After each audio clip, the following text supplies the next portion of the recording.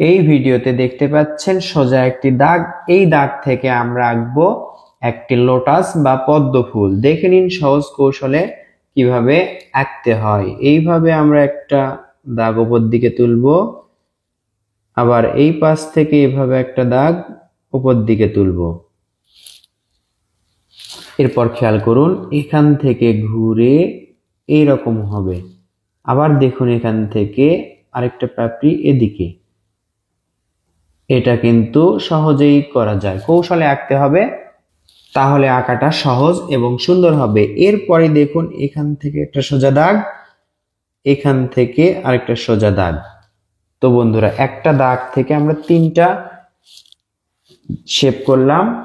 এটাতে এখন দেখুন এভাবে দাগ দিব। এবার খেয়াল করুন এখান থেকে আমরা এভাবে একটা দাগ তুলবো, এই তো এই ভাঁজে। এখান থেকে আরেকটা দাগ তুলবো এইভাবে। এই তো দেখুন একটু ভাঁজ করে এটার সাথে লেগে দিব, আবার একটু ভাঁজ করে এটার সাথে এভাবে লেগে দিব। আবারও এখান থেকে আমরা একটা দাগ এদিকে দিব এবং এখান থেকে আরেকটা দাগ এদিকে দিব। দুই পাশে কিন্তু একই রকমের দাগ। এখান থেকে এরকম করে আসবে, আবার একই রকম করে এখান থেকে এভাবে আসবে। এবার খেয়াল করুন এখান থেকে আমরা এভাবে দিব একটা দাগ, এখান থেকে এভাবে একটা দাগ দিব। এটা নিয়ে আসবো এই দাগের সাথে, অর্থাৎ এটার সাথে মিলে দিব। একই রকম করে এটাও এটার সাথে মিলে দিব। এই তো যে ফাঁকা দাগটা দেখতে পাচ্ছেন, এখান থেকে এরকম করে একটা, এই তো আবার এখান থেকে এরকম করে একটা, এই তো শেষ। লোটাস বা পদ্ম ফুল আঁকা শেষ। এবার মাঝের দাগটা আমরা মিশে দিলাম। ড্রয়িং এমন ভাবে শিখতে হবে যেন নিজে শিখে অন্যকেও শেখানো যায়। এবার লক্ষ্য করুন এই যে দাগ দেখতে পাচ্ছি, এখান থেকে এরকম করে গোল করে এখানে নিয়ে আসতে হবে। আবার দেখুন এখান থেকে আবার গোল করে আমরা এই দাগের সাথে লেগে দিব। এই পাশে দেখুন ছোট্ট করে আরেকটা পাতা আঁকবো, দেখতে কিন্তু একই রকম হবে, এটার থেকে এটা ছোট। আবার দেখুন এখানে আরেকটা ছোট্ট করে পাতা আঁকবো।